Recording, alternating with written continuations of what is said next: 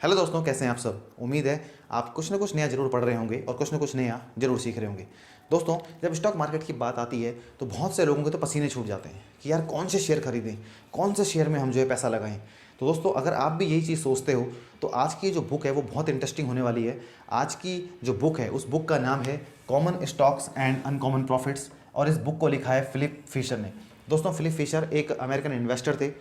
Philip Fisher का जो career था वो स्टार्ट हुआ 1928 में, जब उन्होंने स्टैनफोर्ड बिजनेस स्कूल से ड्रॉप आउट किया। उसके बाद उन्होंने एक सिक्योरिटी एनालिस्ट के तौर पे एक बैंक में काम किया और वहाँ से फिर उन्होंने स्विच किया स्टॉक एक्सचेंज की ओर, जहाँ उन्होंने कुछ टाइम काम किया।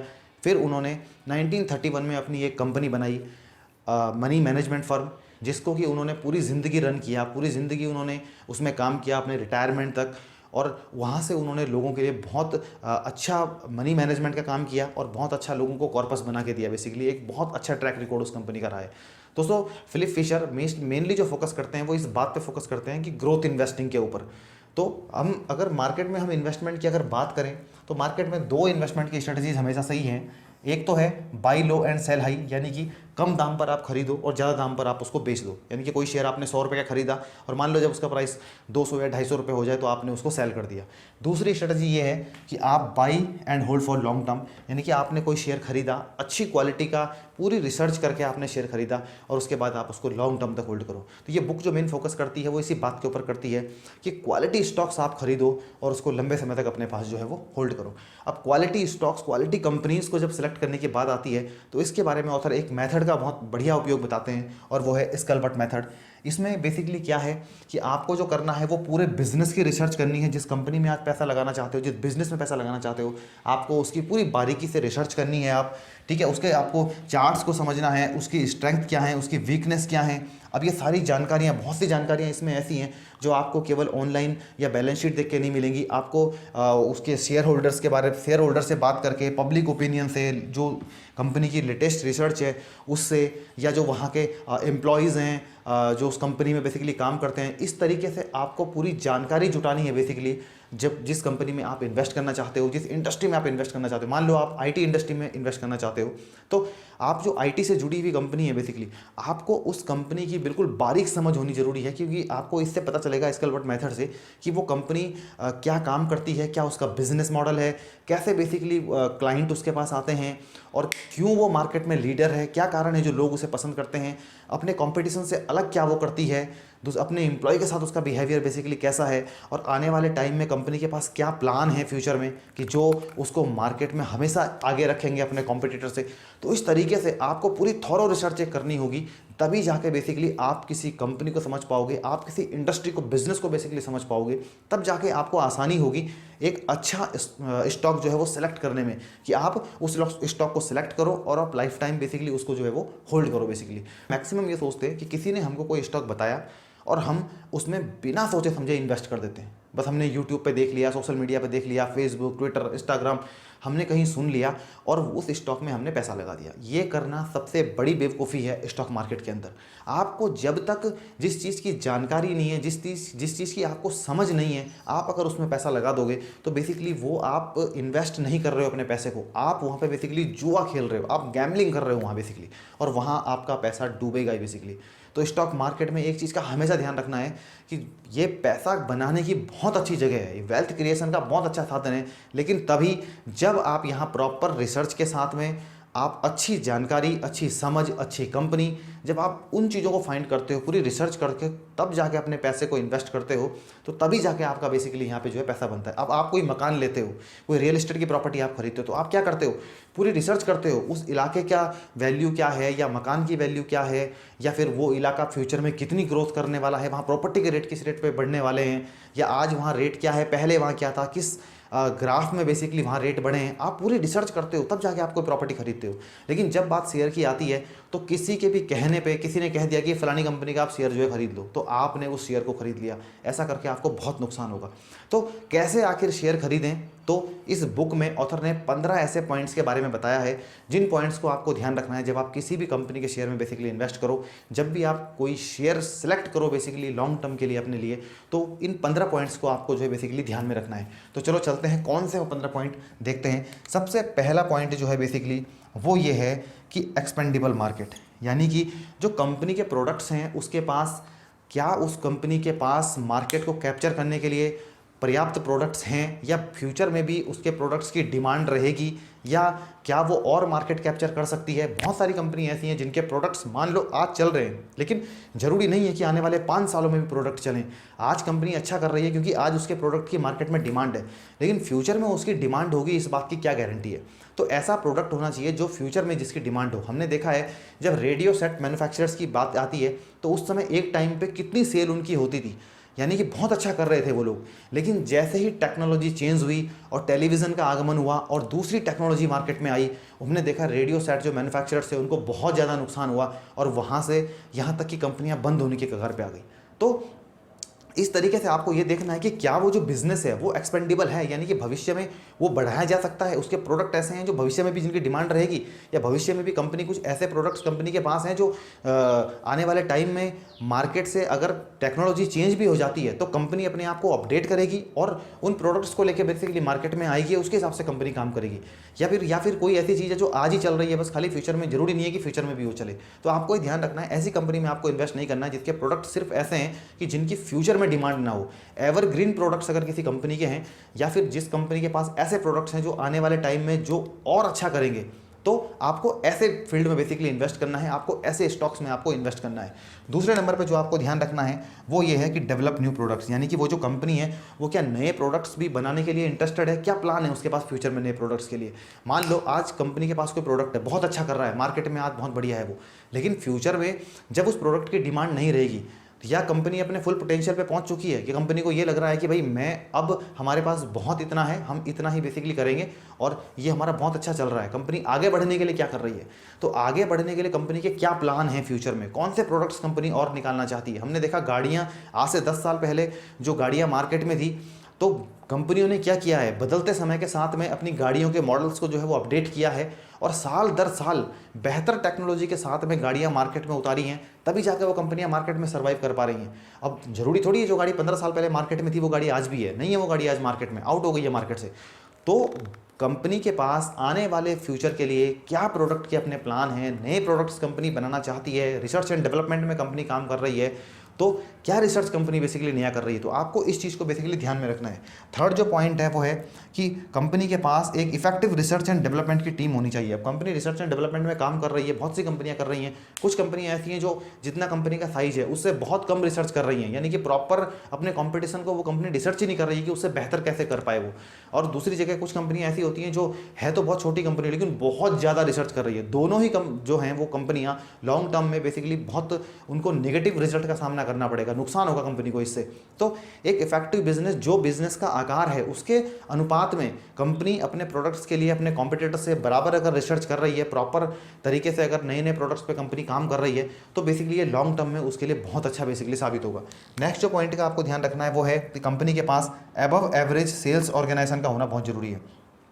क्या कंपनी ऐसा सोचती है कि टेक इट ग्रांटेड लेती है अपने प्रोडक्ट को कि हमारे नाम पे बस खाली प्रोडक्ट बिक जाएंगे, या फिर कंपनी के पास एक मजबूत सेल्स टीम है। एक मजबूत सेल्स टीम का होना बहुत ज़रूरी है। अगर किसी कंपनी को घर घर तक अपने प्रोडक्ट्स पहुंचाने हैं, शहर शहर तक अपने प्रोडक्ट पहुंचाने हैं, तो एक सेल्स का होना बहुत ज़रूरी है, क्योंकि जो एक सेल्समैन बेसिकली एक कंपनी के बीच में और एक जो कस्टमर है उसके बीच में एक ऐसे माध्यम का काम करता है बेसिकली जो कंपनी की बेहतरी के लिए काम करता है। तो कंपनी के पास एक मजबूत सेल्स टीम का होना जरूरी है, जिससे कि वो कंपनी हर जगह अपने प्रोडक्ट्स को पहुंचा पाए, हर आदमी तक वो प्रोडक्ट्स पहुंचें और कंपनी की सेल्स में बेसिकली वहाँ से बेसिकली ग्रोथ हो।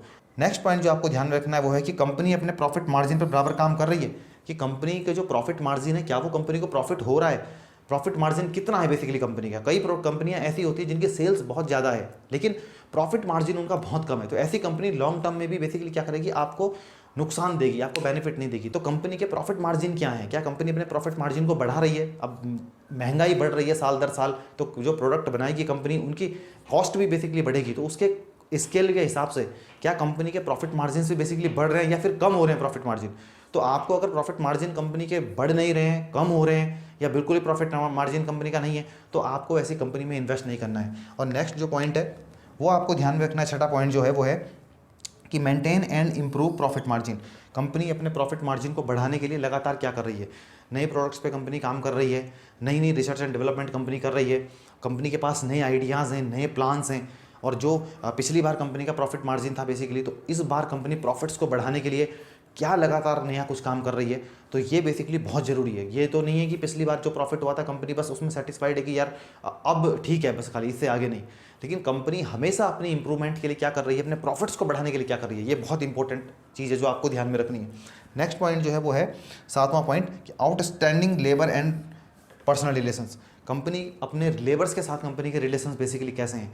अब वो कंपनी जो सपोज करो अपने जो उसके लेबर्स है, देखो कंपनी कोई भी जो काम करती है, किसी कंपनी को जो टॉप पे पहुंचाते हैं वो उसके लेबर्स ही होते हैं जो काम करते हैं कंपनी के लिए। बेसिकली मैनेजमेंट डिसीजंस लेता है तो लेबर काम करती है। अब कंपनी अगर अपने लेबर को कुछ समझती नहीं है, अपने जूते की नोक पे कंपनी लेबर को अगर रखती है, तो उस कंपनी में लॉन्ग टर्म में प्रॉफिट नहीं हो पाएगा। क्यों नहीं हो पाएगा? क्योंकि कंपनी आने वाले टाइम में लेबर की समस्या से जूझेगी, लोग वहाँ से छोड़ के जाएंगे बेसिकली। और जो भी स्किल्ड आदमी होंगे जो कंपनी में के साथ में लगातार लंबे समय से काम कर रहे हैं, वो लोग भी कंपनी को छोड़ के जाएंगे। मैनेजमेंट जो है वो अपने एम्प्लॉय के प्रति उनको ढंग से नहीं रखेगा, उनके भविष्य के बारे में नहीं सोचेगा, उनकी बेहतरी के लिए नहीं सोचेगा, उनको अपने जूते की नोक की तरह समझेगा, तो बेसिकली ऐसी कंपनी में लोग काम नहीं करेंगे, वहाँ से लोग छोड़ के जाएंगे और ये कंपनी के ऊपर एक नेगेटिव असर पड़ेगा। तो आपको ऐसी कंपनी में अपनी इन्वेस्टमेंट नहीं करनी है जो अपनी लेबर को जूते की नोक पे समझती हो। आपको ऐसी कंपनी में इन्वेस्ट करना है जिसका अपने लेबर्स के साथ में बहुत अच्छा संबंध हो बेसिकली। या फिर ऐसी कंपनी, मान लो सपोज करो कोई कंपनी ऐसी जिसमें हर रोज़ हड़ताल चल रही है, यूनियन ने रोज़ उसमें हड़ताल कर रखी है, तो ऐसी कंपनी में आपको प्रॉफिट नहीं देगी लॉन्ग टर्म में। नेक्स्ट पॉइंट जो आपको ध्यान में रखना है वो है आउटस्टैंडिंग एग्जीक्यूटिव रिलेशंस। जो टॉप लेवल का मैनेजमेंट है उसके साथ कंपनी के रिलेशन बेसिकली कैसे हैं। अब जो मैनेजमेंट है बेसिकली वो डिसीजंस भी बेसिकली तभी ले पाएगा जब उसको कुछ काम करने की कुछ फ्रीडम है, या फिर सपोज करो कि वो अगर कोई अच्छा काम कर रहा है तो मैनेजमेंट बेसिकली उसको शाबाशी दे रहा है, मैनेजमेंट उसके फैसलों की कदर बेसिकली कर रहा है। तो मैनेज क्या कंपनी के उसके साथ में संबंध है अपने एम्प्लॉयज़ के साथ में, या तो वो तभी एक जो टॉप मैनेजमेंट है वो तभी काम करेगा बेसिकली एग्जीक्यूटिव लेवल पे, तभी बेसिकली काम करेंगे जब उनको बेसिकली कुछ मैनेजमेंट की तरफ से कुछ अच्छा किया जाएगा उनके लिए, अदरवाइज वो भी कंपनी में अच्छे तरीके से काम नहीं करेंगे। तो इसलिए ये ध्यान रखना है कि कंपनी के अपने एग्जीक्यूटिव के साथ में कैसे रिलेशन है। नेक्स्ट पॉइंट जो है बेसिकली वो है कि डेप्थ टू ईस्ट मैनेजमेंट, यानी कि कंपनी का जो मैनेजमेंट है वो कैसा मैनेजमेंट है। बहुत सी जगह आपने देखा है कि वन मैन आर्मी होता है, यानी कि एक ही आदमी डिसीजन लेने वाला है और उसके बाद ही कंपनी में सारे डिसीजंस जो हैं बेसिकली सारे लिए जा रहे हैं। अब एक आदमी अगर डिसीजन लेने वाला है तो ऐसी कंपनी में अगर उस आदमी को कुछ हो गया कल के दिन में या कोई प्रॉब्लम आ गई तो फिर या वो छोड़ के चला गया तो कंपनी में डिसीजन कौन ले पाएगा। तो कंपनी में बराबर टैलेंटेड लोगों का होना जरूरी है जो कंपनी में उसकी अनुपस्थिति में डिसीजन ले सकें, जो कंपनी को आगे बढ़ा सकें। जब मार्केट अच्छा कर रहा हो तो जो एवरेज लोग भी होते हैं वो भी, एवरेज एग्जीक्यूटिव भी कंपनी को आगे ले जाएगा। लेकिन जब मार्केट बुरी सिचुएशन से गुजर रहा हो, जब कंपनी में प्रॉब्लम चल रही हो, तो उस सिचुएशन में कंपनी में टैलेंटेड लोगों का होना बहुत ज़रूरी है कि जो कंपनी को उस समय बेसिकली वहाँ से आगे निकाल सकें। तो ये सोचना ज़रूरी है कि जो पावर का डिस्ट्रीब्यूशन है बेसिकली वो उसमें प्रॉपर बेसिकली होना चाहिए, यानी कि किसी वन मैन आर्मी के पास नहीं होना चाहिए, क्योंकि अगर उसको कुछ हो गया कल के दिन पे तो कंपनी बहुत बड़ी प्रॉब्लम फेस करेगी। नेक्स्ट पॉइंट जो है वो है good cost analysis and accounting control. Company को अपनी कॉस्ट एनालिसिस करनी बहुत ज़रूरी है, क्योंकि अगर बदलते समय के हिसाब से अगर हम देखें तो कॉम्पिटिशन इतना ज़्यादा है, इसके हिसाब से अगर कंपनी अपनी कॉस्ट एनालिसिस नहीं करेगी तो वो बेसिकली उसको पता ही नहीं चलेगा कि उसको किस एरिया में फोकस करना है, कहाँ पे उसे डेवलपमेंट करनी है, कि ताकि वो अपने कॉम्पिटिटर्स से हमेशा आगे रहे।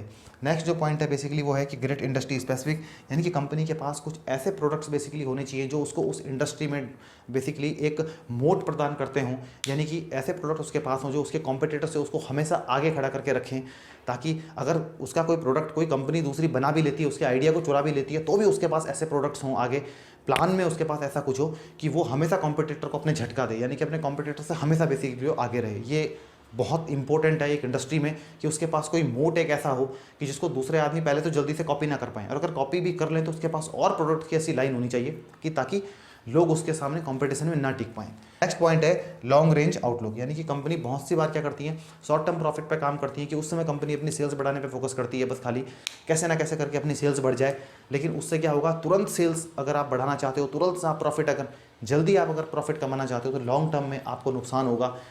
कंपनी क्या करती हैं, जो अच्छी कंपनियां हैं वो बेसिकली लंबे समय में अपने कस्टमर के रिलेशन को, अपने प्रोडक्ट के रिलेशन को, अपने मार्केटिंग को इस तरीके से डिज़ाइन करती हैं, इस तरीके से काम करती हैं कि उनके लॉन्ग टर्म में प्रॉफिट हो। बेसिकली वो कस्टमर बेस अपना बनाते हैं जो कस्टमर एक बार नहीं बल्कि बार बार उनके प्रोडक्ट को लेने के लिए आए बेसिकली, तो वो लॉन्ग टर्म पे फोकस करती हैं। और ऐसी कंपनी में आपको निवेश करना चाहिए जो लॉन्ग टर्म स्ट्रेटजी पे फोकस करती हो, ना कि शॉर्ट टर्म स्ट्रेटजी पे। नेक्स्ट पॉइंट है कि लो रिस्क फॉर डाइल्यूशन, यानी कि कंपनी भविष्य में जब कंपनी को एक्सपेंशन की जरूरत पड़ेगी, कंपनी को और इक्विटी फाइनेंसिंग की जरूरत पड़ेगी, तो कंपनी उस टाइम पे क्या कंपनी के पास प्लान है, कोई क्लियर प्लान है बेसिकली, क्यों उसको पैसे की जरूरत पड़ेगी, क्या वो कंपनी करने वाली है। ऐसा नहीं है कि बस खाली वो फंड रेज कर रही है किसी मतलब अपने पर्सनल यूज़ के लिए। बेसिकली उस समय ये है कि कंपनी क्यों उस फंड को रेस करना चाहती है, उसके पास क्लियर प्लान का होना बेसिकली बहुत ज़रूरी है। तभी जाके बेसिकली, जब तक क्लैरिटी नहीं है आपके पास, आपकी कंपनी आपको क्लैरिटी नहीं दे रही है, तब तक बेसिकली आपको उस कंपनी में इन्वेस्ट नहीं करना चाहिए। पॉइंट है कम्युनिकेट्स रिस्क टू, यानी कि जब कंपनी बुरे हालात से चल रही है, कंपनी में प्रॉब्लम्स हैं, तो कंपनी अपने शेयर होल्डर्स को उसके बारे में भी कंपनी को क्लियर बताना चाहिए कि कंपनी क्या प्रॉब्लम्स बेसिकली इस समय फेस कर रही है और उस प्रॉब्लम से निकलने के लिए वो क्या कर रहे हैं। बहुत सी कंपनी जब कंपनी में अच्छा चलता है वो अपने शेयर होल्डर्स के सामने शेयर करते हैं, इन्वेस्टर के सामने, लेकिन जब कंपनी में बुरा चल रहा होता है, कंपनी प्रॉब्लम्स में होती है, तो वो उसको छुपाते हैं। कहीं बहुत सी कंपनियाँ ऐसी जो अपने लॉस को छुपाती हैं, जो उनको लॉस होता है कहीं पे, और प्रॉफिट्स को बस खाली दिखाती हैं। तो कहीं ऐसा तो नहीं है कि कंपनी आपको केवल एक अच्छा ही आपके सामने पेश कर रही हो और चीज़ों को पीछे पर्दे के छुपा रही हो। ऐसी कंपनी नहीं होनी चाहिए। कंपनी ऐसी हो जो आपके सामने ट्रांसपेरेंट चीज़ें रखे, प्रॉब्लम्स हैं उनको भी आपके सामने रखे, और जो अच्छाई है कंपनी की वो भी आपके सामने रखे। तो आपको ऐसी कंपनी में इन्वेस्ट करना है। नेक्स्ट पॉइंट का जो आपको ध्यान रखना है वो है अनक्वेश्चनेबल इंटीग्रिटी, यानी कि कंपनी का जो मैनेजमेंट है बेसिकली उसके ऊपर अगर मान लिया जो पब्लिक है वो उसके ऊपर अगर ट्रस्ट नहीं करती है, या बेसिकली उन्होंने पब्लिक का ट्रस्ट तोड़ा है, तो ऐसी कंपनी लॉन्ग टर्म में आपको नुकसान देगी। क्योंकि लॉन्ग टर्म में बेसिकली जब उसके मैनेजमेंट के ऊपर क्वेश्चन उठेंगे तो उस कंपनी के जो प्रोडक्ट हैं उनकी बिक्री पर भी बिल्कुल असर पड़ेगा, और इसका असर आपकी इन्वेस्टमेंट पे पड़ेगा। तो आपको ये 15 पॉइंट्स हैं जिनको आपको ध्यान में रखना है जब बेसिकली आप किसी स्टॉक में इन्वेस्ट करते हो। कोई स्टॉक इन 15 पॉइंट्स पे खरा उतरता हो तो बेसिकली आपको उस स्टॉक में इन्वेस्ट करना चाहिए। एक आधा पॉइंट हो सकता है कि वो अगर नहीं आपके उसमें खरा उतर रहा है तो भी आप इन्वेस्ट कर सकते हो, लेकिन इनमें से अगर मैक्सिमम जो पॉइंट्स हैं उसमें अगर वो स्टॉक खरा नहीं उतरता है तो आपको ऐसी कंपनी में इन्वेस्ट करने से बचना चाहिए, आपको ऐसी कंपनी में इन्वेस्ट नहीं करना चाहिए। अब दूसरा, यहाँ पर हमने बात की थी व्हाट टू बाई की, यानी कि क्या खरीदें, कौन सी कंपनी का शेयर खरीदें। दूसरा पॉइंट आता है कि व्हेन टू बाई, यानी कि कब खरीदें। आपको हमेशा अपने रिस्क को ध्यान में रखना चाहिए। आपको फोकस इस बात पे होना चाहिए कि मिनिमम रिस्क आप लो और मैक्सिमम रिटर्न आपका होना चाहिए। अपने पैसे को हमेशा पहले सेफ रखने पे आपको फोकस करना चाहिए। वॉरेन बफेट साहब कहते हैं कि इन्वेस्टिंग का पहला रूल ये है कि आप अपने पैसे को मत गंवाओ, और दूसरा रूल ये है कि आप रूल नंबर 1 को कभी ना भूलो। लोग क्या करते हैं कि किसी के कहने पे गलत स्टॉक पर पैसे लगा देते हैं और वहाँ से उनका पैसा बेसिकली डूब जाता है। तो आपको ऐसा नहीं करना है, आपको रिसर्च करनी है, आपको इन्वेस्टिंग को सीखना है, और इन्वेस्टिंग को सीख के तब बेसिकली आपको जो है वो पैसा लगाना है। तो आप अपने रिस्क को मिनिमाइज बेसिकली कैसे कर सकते हो, आप चीज़ों को सीखो, आप रिसर्च करो, आप कंपनी की रिसर्च करो, तो तब जाके बेसिकली अगर आप अपने पैसे को लगाओगे तो आप अपने रिस्क को मिनिमाइज कर दोगे। अब एक जो मंझा हुआ खिलाड़ी है उसके साथ में आप शर्त लगा सकते हो कि मैं तेरे साथ में शर्त लगाता हूँ इतने पैसे की कि मैं ही जीतूंगा।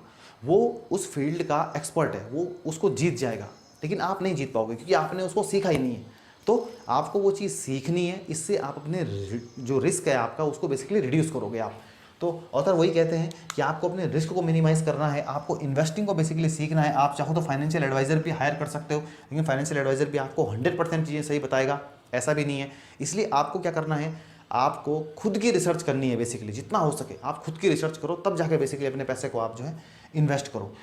ऑथर कहते हैं कि जब आपने इन 15 पॉइंट्स के बेस पे अच्छी कंपनी आपने सेलेक्ट की, तो अब आपको देखना है आप उसको कब खरीदोगे। हर समय हर कंपनी खरीदने लायक नहीं होती, क्योंकि कई बार कंपनी जो है वो बहुत ऊपर के प्राइस पे बेसिकली ट्रेड कर रही होती है, जबकि जो एक्चुअल वैल्यू होती है कंपनी की बहुत कम होती है।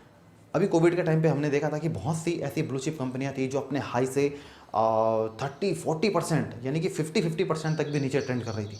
तो ऐसी कंपनियों में जिसने उस समय पैसा लगाया उसने वहाँ से अच्छा पैसा बनाया है। तो बेसिकली आपको ये देखना है जो अच्छी कंपनी आपने सेलेक्ट की है, किसी क्वालिटी कंपनी को आप सेलेक्ट करो। उसके बाद ये देखो अगर कंपनी में कभी कभी क्या होता है, टेम्परेरी प्रॉब्लम्स की वजह से कंपनियों के शेयर डाउन हो जाते हैं। जैसे कि हमने देखा कोविड के टाइम पे हुआ, कोविड के हालातों की वजह से कंपनी के स्टॉक्स में उस समय गिरावट आई थी, और उसमें बहुत से अच्छे अच्छे शेयर जो थे वो बहुत कम प्राइस पे मिल रहे थे, बहुत अच्छी वैल्यूएशन पे मिल रहे थे। तो आपको बेसिकली उन शेयरों को उस समय बेसिकली उसमें इन्वेस्ट अगर आप करते तो आप वहाँ से अच्छा रिटर्न जनरेट करते। तो ऑथर वही कहते हैं कि कंपनी में अगर कोई टेम्परेरी प्रॉब्लम मान लिया चल रही हो, और टेम्परेरी प्रॉब्लम की वजह से कंपनी के शेयर में डाउन हो, लेकिन कंपनी पीछे से अगर आप ट्रैक रिकॉर्ड देखोगे, कंसिस्टेंट कंपनी ने अच्छा परफॉर्म किया है, कंपनी का मैनेजमेंट अच्छा है, ग्रोथ कंपनी में अच्छी है, लगातार कंपनी ग्रोथ कर रही है, तो आपको ऐसे बिजनेस को बेसिकली सिलेक्ट करना है कि जो बिजनेस अपनी इंडस्ट्री में वो जो है, तो कंपनी अपनी इंडस्ट्री में लीडर हो, ठीक है, और मैनेजमेंट कंपनी का बेसिकली अच्छा हो, कंपनी में लगातार ग्रोथ हो रही हो, कंपनी एक ट्रांसपेरेंट सिस्टम अपने शेयर होल्डर के प्रति कंपनी का बेसिकली हो, तो आप अगर उस समय कोई टेम्परेरी प्रॉब्लम की वजह से कोई शेयर डाउन है तो आपको उस समय उस कंपनी में बेसिकली वो इन्वेस्ट करना है। ठीक है, और अच्छी कंपनी बेसिकली आप सिलेक्ट करो और लॉन्ग टर्म तक आप उसको जो है वो होल्ड करो, और मार्केट को आपको टाइम करने की कोशिश नहीं करनी है। बहुत से लोग क्या कहते हैं, वो सोचते हैं कि मैं नीचे खरीदूंगा और ऊपर जाकर बेच दूंगा। ऑथर कहते हैं कि आपको मार्केट को टाइम करने की कोशिश बिल्कुल भी नहीं करनी है, आपको ये देखना है कि हमारी कंपनी कैसा परफॉर्म कर रही है। बहुत से लोग देखते हैं जब मार्केट डाउन आ गया तो लोग सोचते हैं यार स्टॉक मार्केट डाउन हो गया, पैनिक क्रिएट कर देते हैं। पैनिक क्रिएट करने की जरूरत नहीं है, आपको ये देखना है कि जो आपकी अपनी कंपनी है वो बेसिकली क्या परफॉर्म कर रही है। कंपनी में कुछ अच्छा चल रहा है, कंपनी में खराब चल रहा है, आपको उस कंपनी पे फोकस करना है, ना कि ओवरऑल मार्केट पे बेसिकली आपको फोकस करना है। अब तीसरा सवाल ये आता है कि व्हेन टू सेल, कि बेचें कब किसी कंपनी को। ऑथर कहते हैं कि आपको 3 कारणों से अपने शेयरों को बेचना चाहिए। नंबर 1 है लो रिटर्न, यानी कि आप बेसिकली या तो जो आपने एक उम्मीद की थी अपनी कंपनी से वो आपको रिटर्न नहीं मिल पा रहा है, बहुत ही कम रिटर्न आपने उम्मीद की थी, 10 से लेकर 15% तक के रिटर्न मुझे इस कंपनी से मिलेंगे, लेकिन कंपनी काफ़ी टाइम हो गया कंपनी को और वो रिटर्न कंपनी नहीं प्रोवाइड कर पा रही है, तो आपको उस शेयर को बेच देना चाहिए। दूसरे नंबर पर है कि not qualified in 15 points now, no future growth, यानी कि कंपनी जिन 15 पॉइंट्स पे आपने सेलेक्ट करके कंपनी को लिया था उस समय वो कंपनी उन पे खरी उतर रही थी, आपने उस शेयर को खरीद लिया था, लेकिन आज उन 15 पॉइंट्स पे वो कंपनी खरी नहीं उतरती है, तो आपको उस शेयर को बेचना चाहिए, क्योंकि उसमें कोई जब ग्रोथ नहीं बची है तो आपको उस स्टॉक को बेच देना चाहिए। तीसरे पे आता है कि बेटर अपॉर्चुनिटीज़, यानी कि आपको कुछ अच्छी अपॉर्चुनिटीज़ मिल गई है, कोई दूसरी कंपनी बेसिकली आपको मिल गई है, बहुत अच्छी इन्वेस्टमेंट अपॉर्चुनिटी आपके पास आई है, आप रिसर्च करते रहते हो और उस रिसर्च से आपने उससे अच्छी अगर आप डील आपने फाइंड कर ली तो आपको वहाँ पे इन्वेस्ट करना है, तो आपको बेसिकली उस शेयर को आप बेच सकते हो। तो दोस्तों इस वीडियो में हमने ये सीखा बेसिकली कि अगर आप मार्केट से लॉन्ग टर्म में अच्छी वेल्थ क्रिएट करना चाहते हो तो आपको किसी अच्छी कंपनी को सिलेक्ट करना है और by and hold for long term की पॉलिसी पे आपको चलना है। आपको स्कैल्पट मेथड का उपयोग करना है इंडस्ट्री को समझने के लिए, बिजनेस को समझने के लिए, कंपनी को समझने के लिए। आपको 15 पॉइंट्स ध्यान में रखने हैं जब आप किसी शेयर को बेसिकली खरीदते हो। उसके बाद आपको किसी कंपनी में कब इन्वेस्ट करना है, जब मान लो कि किसी कोई टेम्परेरी प्रॉब्लम की वजह से कोई कंपनी अगर उसमें कोई उसके शेयर में गिरावट है तो आपको उस समय बेसिकली उस कंपनी में इन्वेस्ट करना है, क्योंकि उस समय वो कंपनी बहुत ही अच्छे वैल्यूएशन पे मिल रही होगी। और आपको अपने शेयर को कब सेल करना है ये बेसिकली आपने सीखा। तो इस तरीके से आप अगर स्टॉक मार्केट में अगर सीख के अगर आप इन्वेस्ट करोगे तो आप वहाँ से बहुत पैसा बेसिकली बनाओगे। तो दोस्तों ये थी हमारी आज की बुक की समरी। मिलते हैं अगली वीडियो में, तब तक के लिए पढ़ते रहिए, सीखते रहिए, आगे बढ़ते रहिए।